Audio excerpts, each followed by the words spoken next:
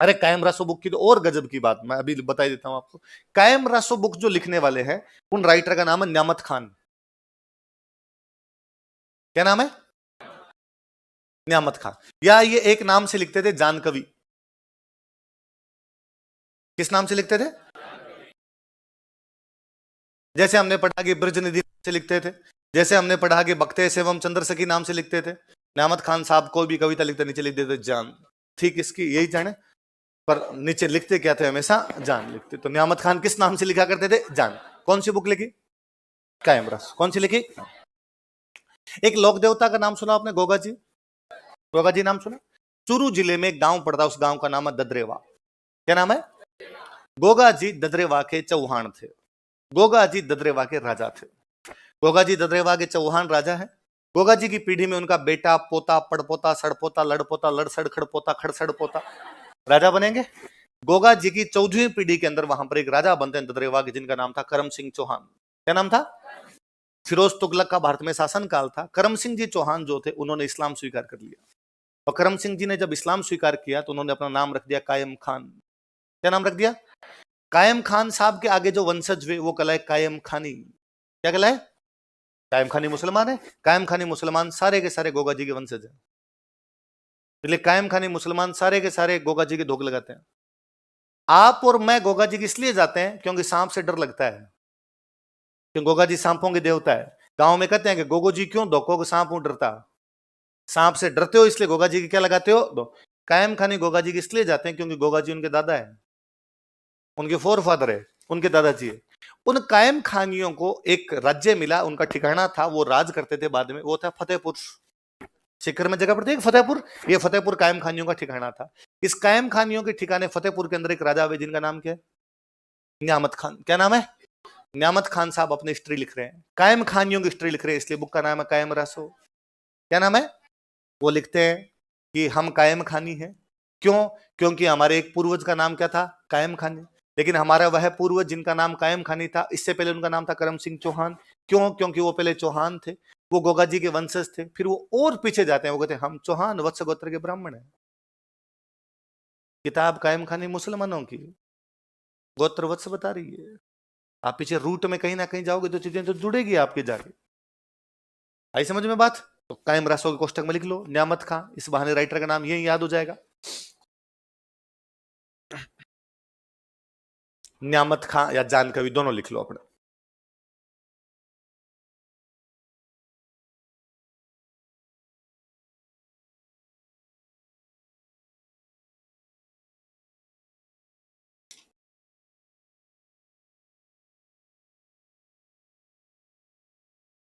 इसलिए कभी आप नोटिस भी करना, आप कभी कायम खानियों के नाम देखना, अब जाके फिर भी थोड़े से यूं चेंज मिलेंगे। बाकी कायम खानियों के एक पीढ़ी पहले तक नाम थे भंवरू खां, कालू खां, राजू खां। है मुस्लिम लेकिन नाम सारे के सारे हिंदू। लड़कियों के नाम मिलते, महिलाओं के नाम मिलते भंवरी, विमला, कमला, इस प्रकार के नाम। आप नाम को देख के आपको लगेगा हिंदू है, पर आप वैसे देखोगे तो क्या है? मुस्लिम। कारण वही कि थोड़ी पीढ़ी पहले वो चेंज हुआ था। आपने अपना पूजा पद्धति चेंज कर दी, आप कल्चर चेंज नहीं कर पाएंगे, है ना? आप पहले मंदिर जाते थे, मंदिर की जगह आप मस्जिद जाने लग गए, आपने पूजा का तरीका बदला है, आप कल्चर को पूरी तरीके से चेंज नहीं कर पाएंगे। भाई सिंपल सी बात है, मैं आज राजवीर हूं, मैं शाम को जाके ईसाई बन जाऊं, रोजर हो जाऊं, तो इसका मतलब ये थोड़ी है कि मेरी कल्चर चेंज हो जाएगी। नहीं, मैं ये ही रहूंगा, मैं जैसी बातें करता हूं वो ही बातें करूंगा। 2 पीढ़ी, 3 पीढ़ी, 4 पीढ़ी बाद में जाके मेरे परिवार में डिफरेंस देखने को मिलेगा, तब तक नहीं मिलेगा। वो का वो कायम खानियों के अंदर है। कायम खानी उस टाइम पहले जब चौहान रहे होंगे तो फौज के अंदर थे, राजा थे। इसलिए आज भी आप झुंझुनू सीकर के कायम खानियों के गांव देखेंगे, फौज से भरे पड़े हैं। आज भी आप झुंझुनू सीकर के यदि गांव देखेंगे कायम खानियों के, हर गांव के अंदर शहीद है। सिंगल गांव नहीं मिलेगा इसमें इंडियन आर्मी में कायम खानी कोई शहीद नहीं हुआ। आप तो कभी जो राजस्थान को परमवीर चक्र, महावीर चक्र, शौर्य चक्र मिले हुए इनकी लिस्ट पढ़ना, उनमें कायम खानियों के नाम बहुतायत से देखेंगे आप, कि महावीर चक्र 3-4 लोगों को महावीर चक्र मिला हुआ है, कोई दूसरे मेडल मिले हुए उनके अंदर। क्योंकि आपका व्यवसाय चेंज थोड़ी हो सकता है। मैं आज पढ़ाता हूं तो मैं यदि धर्म चेंज कर लूं तो पढ़ाना बंद थोड़ी हो। पिताजी फौज में थे, धर्म चेंज हो गया, धर्म चेंज होने के बाद बेटा भी किस में जा रहा था? फौज। परंपरागत तरीके से बाद में भी फौज में जा रहे, शेखावटी साइड में वैसे भी फौज में ज्यादा जाते हैं, तो ज्यादा हर जाति के लोग ही फौज में शेखावटी में खूब मिलेंगे। उनका धर्म चेंज हुआ लेकिन फिर भी फौज वाला जो उनका धंधा था वो छूटा नहीं, तो उधर बाद में भी वो जाते रहे। तो मैं एक क्लास में, किसी एक क्लास में, तो मुझे याद है 2015-16 में किसी क्लास में पढ़ा रहा था, तो मैंने कहा भाई कायम खानियों के नाम होते हैं राजू खां, कालू खां, बहरू खां। आप यदि कायम खानियों की किसी शादी में चले जाएं तो आपको यूं लगेगा आपको टिपिकल राजपूतों की शादी के अंदर है, कि जितने लोग हैं सारे के सारे केसरिए साफे बांधे हुए, जितनी महिलाएं वो राजपूती पोशाक पहने हुए, और आपको लगेगा कि नहीं कि यार हिंदू मुस्लिम जैसा भी यहाँ पर कुछ आपको दिखाई दे रहा है, धर्म का कोई भी चेंज दिखाई दे रहा है। तो एक लड़की खड़ी हुई, उसने कहा सर राजू खां, बहरू खां, कालू खां, आप थोड़े आगे निकल गए, मैं कायम खानी मुसलमान हूं, मेरे दादाजी का नाम है ठाकुर लक्ष्मण सिंह चौहान। ये तक चेंज नहीं हो पाया। इसलिए पूजा पद्धति चेंज होने से आपकी कल्चर कभी भी चेंज, कल्चर धर्म पे डिपेंड नहीं करती, कल्चर क्षेत्र पे डिपेंड करती है। इसलिए पाकिस्तान पूरा का पूरा पंजाबी बोलता है। पाकिस्तान के सारे लोग क्या बोलते हैं? अपने को नॉर्मल पूछे अपने उर्दू बोलते होंगे? नहीं बोलते, क्योंकि पंजाब का विभाजन हुआ, पंजाब वाले उधर गए, तो उन ज्यादातर लोगों की भाषा कौन सी है? पाकिस्तान के साथ तो बहुत बुरा हुआ बेचारे के साथ। विभाजन हुआ दो राज्यों का, पंजाब और बंगाल। बंगाल का बन गया बांग्लादेश, पंजाब का बन गया पाकिस्तान, जिसको हम बोलते हैं। मांग करने वाले जो नेता थे पाकिस्तान की, वो थे यूपी के मुसलमान, वो गए नहीं, गए पंजाब वाले। नेता नेता तो चले गए, सामान्य जनता बेचारी कैसे जाती? तो यूपी की सामान्य जनता यहीं रही। जनता गई पंजाब की, नेता गए यूपी से। इसलिए उन नेताओं ने जाके कहा कि पाकिस्तान की ऑफिशियल लैंग्वेज उर्दू होगी, इसलिए पाकिस्तान की ऑफिशियल लैंग्वेज उर्दू है। पूरा पाकिस्तान उर्दू पढ़ता है, बोलता नहीं। आप शोएब अख्तर के, वसीम अकरम के, अभी ये देखो आपका वर्ल्ड कप चल रहा था तो पाकिस्तान का बहुत प्यारा शो आता था, द पेविलियन। आप यूट्यूब सर्च मारना, उनका क्रिकेट पे एक बहुत अच्छा शो, बहुत अच्छा बेहतरीन, मतलब इतना अच्छा डिस्कस करते थे, द पेविलियन नाम से। वसीम अकरम, मोइन खान, शोएब मलिक, मिसबा उलक, फखर आलम नाम करके उनके एक एंकर है, वो बैठते थे। उसमें वो या तो बोलते हिंदी या बोलते पंजाबी, उर्दू दूर दूर तक नहीं है। सारे के सारे पंजाबी की डायलॉग, क्योंकि उनकी भाषा ही कौन सी है? पंजाबी है उनकी, क्योंकि वो कौन से क्षेत्र से गए थे? पंजाब। इसलिए भाषाएं, आपकी संस्कृतियां आपके धर्म पे डिपेंड नहीं करती, किस पे करती है? भाई मेरी प्राइमरी एजुकेशन, मेरी 10th तक की एजुकेशन हुई है, वो उस इलाके से हुई जिस गांव के अंदर या तो सिंधी मुसलमान थे या सिख रहते थे। हिंदू वहां पर थे तो बहुत बाहर बाहर एकदम खेतों के अंदर रहा करते। इसलिए 5th क्लास तक मेरी घर से बाहर या तो सिंधी बोली हुई या पंजाबी बोली हुई। घर में आने के बाद मम्मी पापा से जरूर अपने वाली मारवाड़ी बोलते थे, बाकी बाहर तो उन वाली बोलते थे। इसलिए मैं अब भी कई बार कहता हूँ, मेरे से अब भी खूब सारे वर्ड ऐसे हैं जो राजस्थानी वाले और हिंदी वाले बोले नहीं जाते, वो या तो सिंधी वाले निकलते हैं या पंजाबी वाले निकलते हैं। मेरे से आज भी नहीं कहा जाता किसी चीज को उठा ले, मैं भी कहता हूँ चक ले, क्योंकि पंजाबी में कहते हैं चक दे, चक दे इंडिया। मेरे से आज भी दीवार को भींत नहीं बोला जाता, मेरे से मैं आज भी दीवार को बोलता हूँ कंद, क्योंकि वहां पर वो लोग बोलते थे कंद। खूब सिंधी के अलग अलग वर्ड थे। अब जाके मेरे छूटे हैं कि अब कोई बोलने वाला नहीं तो मेरे छूट गए, वरना पहले मेरे याद है कि वो लहसुन को बोला करते थुम, प्याज को बोलते बसर। तो प्याज को मैंने खूब साल यूं बातचीत की भाषा उनसे बात करता था, यूं कहा होगा, कभी बसर बोला होगा। मैं कोरोना में एक कोई अरबी वेब सीरीज देख रहा था, हिंदी में डब करके। तो उस वेब, इजराइल की कोई वेब सीरीज थी, हिंदी में डब करके देख रहा था, उसमें वो प्याज को बसर बोल रहा था। मेरा दिमाग पुनः गया, यार उस इलाके में हम प्याज को बसर क्यों बोलते थे? कारण यह था कि अरबों ने सबसे पहले सिंध पर कब्जा किया था, अपने सिंध के टच में थे, इसलिए अरबी के वर्ड आ गए उस भाषा के अंदर। इसलिए वहां पर अपने आज भी प्याज को, हल्दी को बोलते बसार, दूध को कहते खीर, कटोरी को बोलते मुंगरी। आज भी सिंधी यदि आपका कोई दोस्त है, दूध को खीर बोलते हैं। मैं मालवीय नगर रहता था पहले, मालवीय नगर में सिंधी खूब सारे रहते हैं, तो वहां एक सिंधी भैया थे, उनके दूध का बूथ था। मैं एक दिन 3 बजे दोपहर में उठा, मुझे लगा यार चाय पीनी चाहिए, देखा रसोई में दूध नहीं था, मैं पैदल पैदल दूध लेने के लिए गया। वहां पे मेरे जस्ट आगे कुछ सिंधी भैया खड़े थे, उन्होंने उन सिंधी भैया से कहा, दूध मांगा, तो उनकी आवाज तो मुझे नहीं आई, पर उस सामने वाले जो भैया जो दुकान वाले थे, उन्होंने कहा खीर था विटीज गया। विटीज गया मतलब गिर गया, खीर मतलब दूध। उन्होंने जैसे उसको कहा खीर था विटीज गया, तो मुझे समझ में आया आज भैया के पास दूध ही नहीं है, तो मैं मुड़ गया। तो उन्होंने, वो मुझे जानते थे, उन्होंने वापस आ लगा, अरे राजवीर क्या हुआ क्या हुआ, कुछ लेने के लिए आया था, रुपए भूल गया, क्या ले जा, यूं ही ले जा, बाद में दे जा। उनको लगा रुपए भूल गया होगा, यहाँ आगे याद आगे रुपए तो लाए नहीं। तो मैंने कहा नहीं भैया, मैं दूध लेने के लिए आया था और आपके पास दूध नहीं है, तुझे क्या पता मेरे पास दूध नहीं है, आपने अभी इनको कहा था ना खीर था विटीज गया। तो मैंने ये सिंधी बोली थी, इतनी आती है मुझे, इसलिए मेरे पीछे भी मैं यहाँ खड़ा रहा हूं तो भी सिंधी में गालियां नहीं निकालनी, मैं समझ जाऊंगा आप क्या बोल रहे हैं क्या नहीं बोल रहे हैं। तो चीजें, पूजा पद्धति चेंज होती है, आपके मजहब चेंज होते हैं, आपके धर्म चेंज होते हैं, लेकिन आपकी कल्चर कभी भी चेंज। इसलिए दुनिया की सबसे अच्छी रामलीला इंडोनेशिया में होती है। सबसे अच्छी रामलीला, दुनिया का सबसे बड़ा मुस्लिम देश इंडोनेशिया है, सबसे बड़ा मुस्लिम देश, सबसे अच्छी रामलीला। तो वाजपेयी का एक पुराना, वाजपेयी जी जो भारत के प्रधानमंत्री थे, उनका एक पुराना वो भाषण सुनिए, मैं अभी अभी इंडोनेशिया गया था और वहां इंडोनेशिया के राष्ट्रपति ने मुझे कहा कि शाम को एक कार्यक्रम में आना, हम आपको कार्यक्रम दिखाएंगे। और मैं वहां गया, मैंने कार्यक्रम देखा, ये तुम क्या कर रहे हो यहाँ पे? और उन्होंने कहा ये रामलीला। मैं, रामलीला तुम्हारी कैसे भी, रामलीला तो हमारी है, राम जी हमारे। उन्होंने कहा हम भी तो भारत से आए थे। मैंने कहा तुम तो मुसलमान। उन्होंने कहा धर्म चेंज हुआ है, बाप दादे चेंज थोड़ी हुए हैं। कल्चर कैसे चेंज की जा सकती है? रूट तो वहां पे जाके मिलेगी। तो वाजपेयी उसमें दो है। मैं अफगानिस्तान गया था, अफगानिस्तान वालों ने मुझे जिस होटल में ठहरे, उस होटल का नाम था कनिष्क। मैंने उनसे वापस पूछा कनिष्क तुम्हारा क्या लगता है? कनिष्क तो हमारा था। उन्होंने वापस कहा कि कनिष्क का राज्य अफगानिस्तान तक था, हमारा भी दादा परदादा। उसके बाद हमने पूजा पद्धति चेंज कर दी, तो हमारे तरीके थोड़े बदल गए, आपके तरीके थोड़े बदल गए। पहले बड़ी चीज है। तो आज घर पे जाकर दादाजी से पूछेंगे आप क्या आपका, कल मैं बाद में यज्ञ करूंगा आप सबके गोत्र पूछ पूछ के, ठीक है? चलो आगे, इसके बाद अगला लिख, कितने लिख लिया यार? अगला लिखो, विदेशी, फॉरेनर्स। जो विदेशी इतिहासकार आए, उन्होंने बाद में अपने चौहानों के लिए नहीं, सारे राजपूतों के लिए कहा कि ये सारे के सारे कौन है? विदेशी। कौन कौन थे एक बार लिखिए। ये और जोरदार लोचा है। जब अंग्रेज अपने देश के अंदर आए, हमने ऑब्वियसली अंग्रेजों का विरोध किया। जब हमने अंग्रेजों का विरोध किया तो अंग्रेजों ने हमसे पूछा कि भाई साहब क्यों, मतलब इतने फूट रहे लोग हैं यार, तुम बाटे लेके खड़े रहते हो हमारे खिलाफ, हमारा विरोध क्यों? तो हमने कहा यार तुम लोग विदेशी हो, तुम दूसरे धर्म के लोग हो, दूसरे देश के लोग हो, हमारे पे यहाँ पे आके राज करने लगे, हम कैसे तुम्हारा राज एक्सेप्ट करें? तो उन्होंने कहा होल्ड होल्ड ब्रो होल्ड, किस लाइन में घुस गए तुम, कैसे? तो कहा भारत पर आज दिन तक राज करने वाले लोग विदेशी थे। कैसे? तो उन्होंने कहा तुम्हारे भारत में सबसे पहले राज किया था आर्यंस ने, वो आए थे मध्य एशिया से। कहां से आए थे? ये छोरी अंग्रेजों की दी हुई है, आर्यंस कहां से आए थे?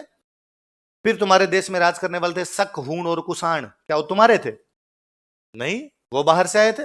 फिर उन्होंने कहा फिर तुम्हारे देश में राज करने के लिए आए अरब, फिर तुम्हारे देश में राज करने के लिए आगे तुर्क, फिर तुम्हारे देश में राज करने के लिए आगे मुगल, फिर तुम्हारे देश में राज करने के लिए आगे अफगान, क्या ये तुम्हारे थे? नहीं। तो उनसे करवा लिया राज, तो हमारे में फिर क्या दिक्कत है? हम आगे बाहर से। और फिर अंग्रेजों ने कहा कि इंडियंस इन राज जैसी तुच्छी चीजों में पड़ते ही नहीं थे, तुम्हारे लक्ष्य ऊंचे थे, तुम्हारा लक्ष्य राज करना, भौतिक सुख सुविधाएं प्राप्त करना, मेटलिस्टिक जीवन तुम जीने वाले लोग नहीं थे, तुम परलोक सुधारने वाले लोग थे। तुम ये देख रहे थे मरने के बाद जीवन का क्या होगा। तुम वो लोग हो जिन्होंने कहा था ब्रह्म सत्यम जगत मिथ्या जीवो ब्रह्म ना पर, एकमात्र सत्य ब्रह्म है, जगत में जो कुछ दिखाई देता वो झूठ है। ये mummy papa sir coaching RS मिथ्या है, मोह माया है सब। और हमने बाकायदा समझाया कि कई बार ऐसा होता है कि आप अंधेरे में रास्ते रास्ते जा रहे होते हैं और अचानक आप डरते हैं सांप, पर 30 सेकंड बाद आपको पता चलता है अरे रस्सी है। लेकिन 30 सेकंड तक आपने रस्सी को भी क्या माना था? 30 सेकंड तक वो सच था सांप, 30 सेकंड बाद पता चला कि सच नहीं है, वो क्या है? झूठ। कई बार ऐसा होता है कि आप रात को सो रहे होते हैं और अचानक सपने में आपके पीछे एक हाथी दौड़ रहा है, ट्रक आपके पीछे दौड़ रहा है और आप दौड़ रहे हैं आगे, चिल्ला रहे हैं, पसीनों पसीन है पूरे, मम्मी बचा लो मुझे, ट्रक वाला मार देगा। 3 मिनट बाद आपकी आंख खुलती है, आप देखते हो कि नहीं मम्मी पास में ही सो रही है, मेरे पीछे कोई ट्रक नहीं, लेकिन फिर भी आपका गला सूखा हुआ है, आप पानी पीते हैं। मतलब पिछले 3 मिनट का आपका सच ये था कि ट्रक आपके पीछे था। 3 मिनट बाद आपको पता चला कि वो झूठ था, वो सच। कुछ झूठ ऐसे होते हैं जिनका 30 सेकंड में पता चलता है, कुछ झूठ ऐसे होते हैं जिनका 3 मिनट में पता चलता है। ये एक लंबा झूठ है जो आप जी रहे हैं। एक दिन आपको सत्य का ज्ञान होगा और आपको पता चलेगा इसमें कुछ भी रखा हुआ एकमात्र सत्य ब्रह्म है, उस ब्रह्म के बारे में हमने जाना नहीं। तो अंग्रेजों ने कहा तुम वो महान लोग हो जो परलोक सुधार रहे थे, जंगलों में बैठ बैठ के तुम रिसर्च कर रहे थे, इसलिए तुम ऋषि कहलाए। तुम रिसर्च करने वाले लोग हो, रिसर्च तुम्हारी अलग प्रकार की थी। और एग्जैक्टली आपने तो उपनिषद पढ़ी आप इंडियन फिलोसॉफी देखिए, उन्होंने इतने साल पहले ये बताया था कि जीव बनता कैसे है, उसकी उत्पत्ति कैसे होती है, कि संसार चलता कैसे है, क्या मृत्यु के बाद भी जीवन है, जीवन से पहले क्या था, हम कहां से आए थे, हम कहां जाएंगे, कितनी गूढ़ बातें की थी उपनिषद। गुरु के समीप निष्ठा पूर्वक बैठकर इस प्रकार की बातें कर रहे थे वो। अरण्यक जंगल में बैठ के इस प्रकार की बातें कर रहे थे। जंगल में जाने का मतलब है एकांत में बैठ के इन सब चीजों पे डिस्कस किया जाए, इन सब चीजों पे रिसर्च किया जाए। तो अंग्रेजों ने कहा रे तुम्हारा कोई लेना देना नहीं है राज करने से, तुम पर हमेशा विदेशियों ने राज किया। तो हमने कहा कि प्लीज एक बीच में क्वेश्चन पूछ लें। हाँ यार, बाकी तुमने जो कहा ना समझ आया, आर्यन, शक, हूण, कुषाण, तुर्क, मुगल, अफगान जीते थे, बाहर से थे यार, राजपूतों ने राज किया था यहाँ पे, वो तो हमारे थे यहाँ के लोकल। अंग्रेजों ने कहा सुनो, बाकी वाले 1 मिनट के लिए हो सकते हैं, तुम्हारे राजपूत तो पक्के तुम्हारे यहाँ के नहीं थे, ये सारे के सारे विदेश से आए हुए। कैसे? तो जेम्स टोड ने पूरी थियरी दी है कि राजपूत सारे के सारे शक और सिथियन है। राजपूत कौन है? शक जो बाहर से आई हुई एक जाति थी कि ये शक थे, तो जेम्स टोड कोष्टक में लिखो शक या सिथियन। कोई पूछेगा आपसे, पूछा हुआ सवाल है कि जेम्स टोड ने राजपूतों को क्या बताया था, क्या बताया था? शक या सिथियन। शकों को सिथियन कहते हैं।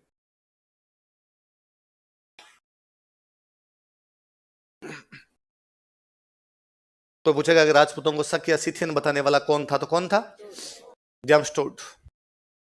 और उसने पूरा यूं एग्जांपल देके समझाया। उसने कहा देखो मैं बताता हूं आपको, शक अश्वमेध यज्ञ करते थे, राजपूत अश्वमेध यज्ञ करते थे।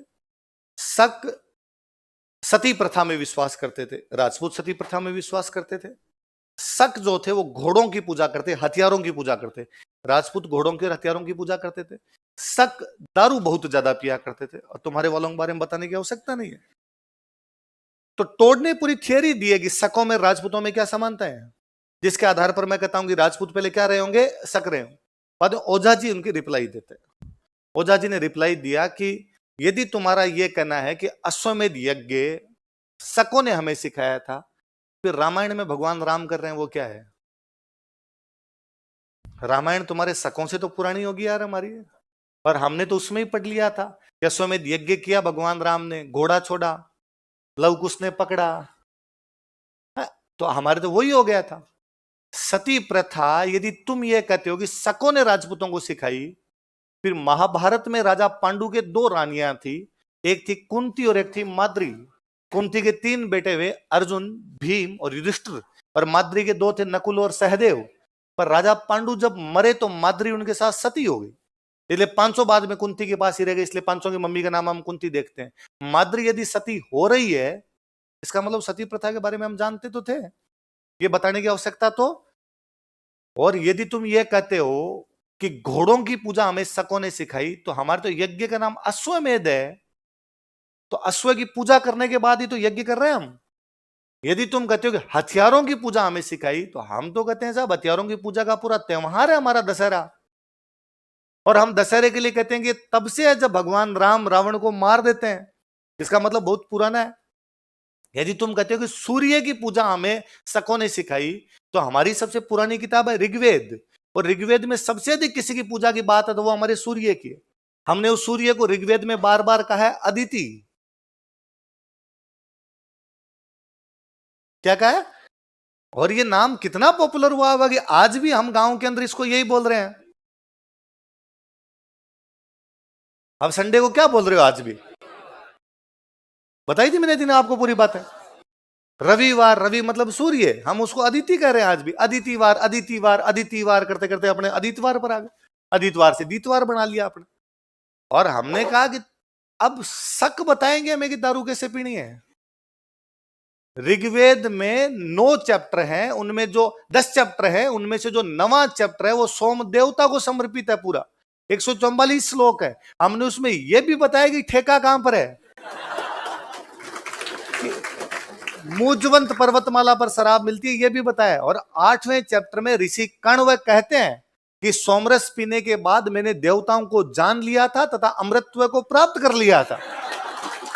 और आज भी हमारा हर बंदा ये मानता है कि सोमरस लेने के बाद वो देवताओं को जानता नहीं है, वो अपन इस भगवान वाला फील लेता है।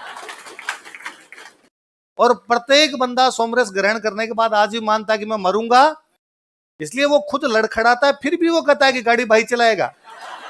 लेकिन भाई से खुद से नहीं चला जा रहा है, क्योंकि उसको लगता है कि मौत मेरा कुछ भी बिगाड़े। यार तुम सिखाओगे, मतलब दारू के बारे में हमें तुम बताओगे? हम जैसे दारू के बारे में तो जानते ही। बीच में सुप्रीम कोर्ट ने कहा कि एक्सीडेंट ज्यादा होते हैं। क्यों ज्यादा होते हैं? कि शराब पी की गाड़ियां चलाते हैं। तो क्या किया जाए कि हाईवे पर कोई भी ठेका, तो क्या करें कि हाईवे के 500 मीटर के दायरे में भी कोई ठेका नहीं होना चाहिए। कोई बात नहीं, 500 मीटर दूर बना सकते हैं, कहां बना लो। इससे कैसे रुकेंगे कि एक होता है नॉर्मली बंदा गाड़ी लेके जा रहा है, अचानक ठेका देखा, रुका, ले लिया उसने वहां से। अब 500 मीटर दूर होगा तो बंदा सोचेगा यार अंदर कौन जाए, हमें। फिर सुप्रीम कोर्ट ने कहा कि तुम ये भी नहीं लिख सकते कि यहां पे शराब की दुकान है, दिखेगी नहीं, तो कैसे जाओगे? तो हमने कुछ ही नहीं किया, हमने एक बोर्ड लगाया, लिखा दुकान इधर है। किसकी दुकान है हमने, फिर भी हमें समझ में आया। मेरे एक दोस्त है, वो हंसते हैं कि ये तो इन्होंने लिख दिया दुकान इधर है, यदि ना लिखे केवल तीर का निशान लगा देते तो भी हम समझ जाते कि तीर का निशान क्या कहना चाहता है। मैं एक दिन बीकानेर से आ रहा था, रास्ते में सर्दियों का समय था, साथ में एक स्टूडेंट ही कोई और था, तो उसने कहा सर बीच में चाय पी लेते हैं, पीते हैं। बीच में रुके कहीं पे चाय पीने के लिए, वहां पे दुकान का नाम था जय भवानी टी स्टॉल, ऐसा कुछ नाम था। हम दोनों चाय पी रहे थे, तो वहां पे लिखा था कि असली जय भवानी अंदर है। उस बेचारे ने कतई नहीं लिखा कि अंदर शराब मिलती है, पर उसने कहा कि भाई साहब ठंड इससे नहीं मिटेगी तुम्हारी, तुम थोड़ा अंदर पधारो, ठंड हम ढंग से मिटा देंगे तुम्हारी। तो वो बात है। तो जेम्स टोड भले ही कह के गया था, पर हमारे ओझा जी ने रिप्लाई दिया, पर फिर भी अंग्रेजों के साथ ये समस्या थी कि वो अपने राज को कैसे जस्टिफाई करते। वो कैसे कहते कि विदेशियों का राज भी सही है, इसलिए उन्होंने कहा कि पहले भी राज करने वाले थे वो कौन थे, विदेशी। क्योंकि अपने राजस्थान पढ़ रहे हैं, इसलिए हम पढ़ते हैं कि चौहानों को विदेशी कहने वाले कौन कौन थे। तो कौन कौन है बताओ? जेम्स टोड, विलियम क्रुक और विंसेंट स्मिथ। दोहरा तो कौन कौन है ना? जेम्स टोड तो यहां तक बात जोड़ता है कि अग्निकुंड वाली थियरी तुम्हारी इसीलिए है कि ये बाहर से आए हुए लोग थे, तुम्हारे किसी ऋषि ने यज्ञ करके उनको शुद्ध करके कह दिया कि अब तुम इंडियन हो। ये शक और सिथियन रहे होंगे, पर बाद में तो तुम लोगों ने विरोध किया होगा कि नहीं नहीं ये बाहर के हैं, बाहर के हैं। फिर किसी ऋषि ने कहा होगा लो बैठो रे, आज शुद्ध करते हैं, गंगा जल के छींटे मारेगा, ओ आज के बाद तुम सारे के सारे भारतीय हो, हिंदू हो, तुम्हारा शक और सिथियन से कोई लेना देना। रोगदा अग्निकुंड वाले सिद्धांत तुम्हारे इसलिए बने हुए। अपने सिंपल इतना याद रखना कि राजपूतों को शक या सिथियन बताने वाला कौन था? कौन था? जेम्स। एक और लिखते हैं, एक थियरी और पढ़ते हैं, लिखो इंद्र के वंशज।